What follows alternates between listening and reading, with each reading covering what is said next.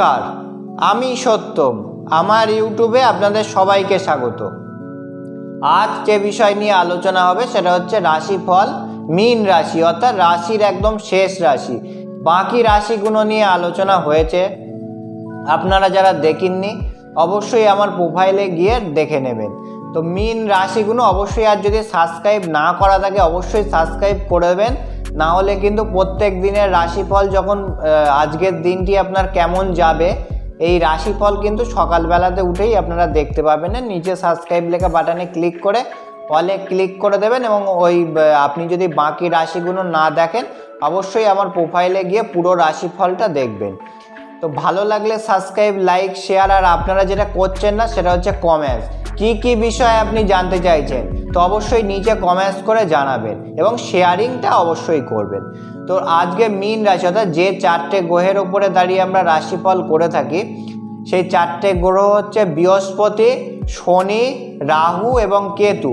বৃহস্পতির অবস্থান হবে দ্বিতীয় স্থানে মেষ রাশির ঘরে মীন রাশির সাপেক্ষে, রাশির অধিপতি এবং দশমপতি, এবং তৃতীয় স্থানে চলে যাবে হচ্ছে আপনার মে মাসের 1 তারিখের পর।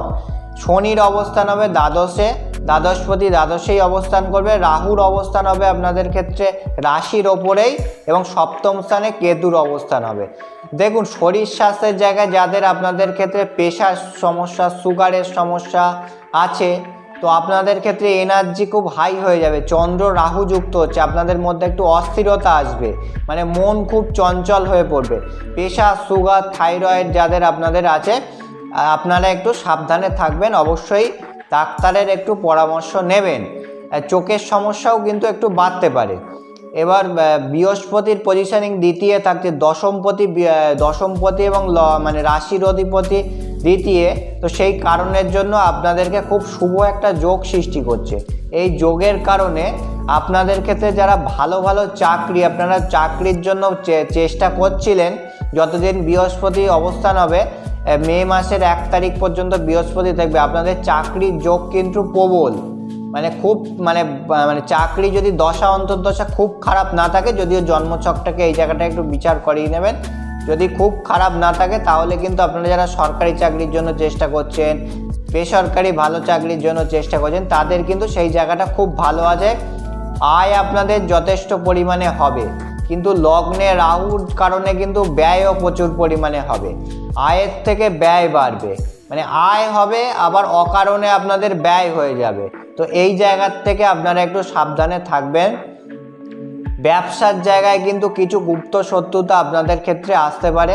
সপ্তমে কেতু বসে আছে, এবং বিবাহিত জীবনের জায়গাতেও কিছু সমস্যা হবে। বিবাহিত জীবন নিয়ে পরে আসছি। ছাত্রছাত্রী যারা পড়াশুনো করছেন তাদের কিন্তু মন খুব চঞ্চল হয়ে পড়বে, অর্থাৎ বইয়ের দিকে তাকিয়ে বসে থাকবে কিন্তু মন থাকবে অন্যদিকে। চন্দ্র রাহুর যোগ, এবং হাই এনার্জি আপনাদের মধ্যে আসবে, এনার্জি হাই, অর্থাৎ আমাকে যে কাজটা করতে হবে তো করতে হবে, এক্ষুনি করতে হবে, এই ধরনের প্রবণতা কিন্তু আপনাদের মধ্যে থাকবে। তো এইটা ভালো জিনিস, যারা করছি, করব, খাচ্ছি, খাবো, হবে, হচ্ছে, তো তাদের জীবনের ক্ষেত্রে উন্নতি হয় না, তো এই জিনিসটা ভালো।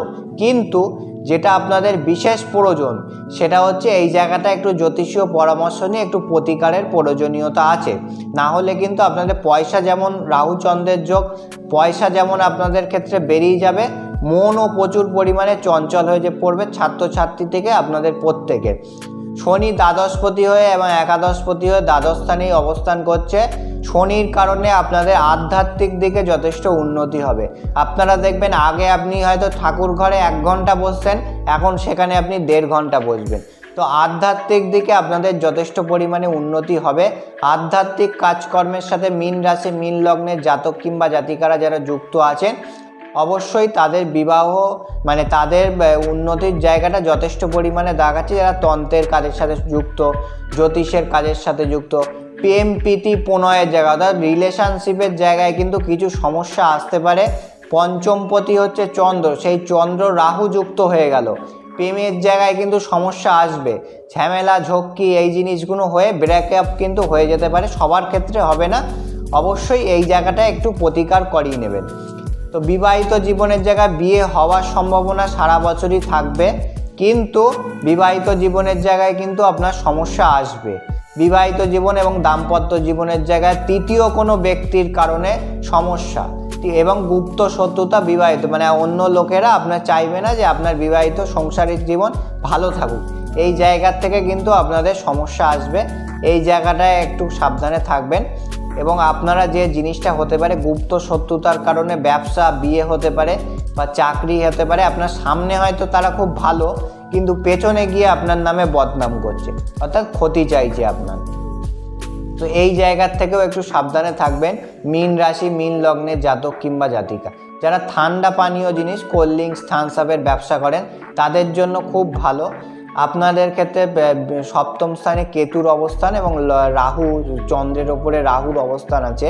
তো যারা প্রোমোটিং ব্যবসার সাথে আপনারা যুক্ত তাদের জন্য উন্নতি হবে, কিন্তু রাজনৈতিক ক্ষেত্রে কিন্তু সমস্যা আপনাদের জন্য কিছু আসতে পারে যারা রাজনৈতিক কাজের সাথে যুক্ত। ক্রিয়েটিভ লাইনের সাথে যুক্ত পঞ্চমপতি লগ্নে খুব ভালো উন্নতির জায়গা দেখাচ্ছে, কিন্তু যেটা বলবো সেটা হচ্ছে ওভারঅল জায়গা মীন রাশি, মীন লগ্নের জায়গা মোটামুটি, অর্থাৎ ভালো খারাপ দুটো মিশিয়ে চলবে। এবার দশা অন্তর্দশা যদি আপনার খুব ভালো থাকে তাহলে ভালো হবে, যদি দশা অন্তর্দশা যদি খারাপ থাকে খারাপ হবে। বিদেশ যাত্রা আপনাদের জন্য হতে পারে, বিদেশে উন্নতি হতে পারে, যা আপনারা যারা বাইরে চাকরি ক্ষেত্রে বেসরকারি হোক বা সরকারি হোক সেক্ষেত্রে কিছু পরিবর্তন আপনাদের ক্ষেত্রে আসতে পারে। তো নমস্কার, সবাই ভালো থাকবেন, সুস্থ থাকবেন। অবশ্যই না করা থাকলে সাবস্ক্রাইব করে নেবেন। আর আপনারা অনেকেই আমাকে নিচে লেখেন যে আমি আপনাকে দেখাতে চাই, তার জন্য কিন্তু দেখুন একটা নিচে একটা মোবাইল নাম্বার যাচ্ছে, সেখানে আমাকে কল করতে হবে, না হলে কিন্তু আপনি দেখাতে পারবেন না। নমস্কার।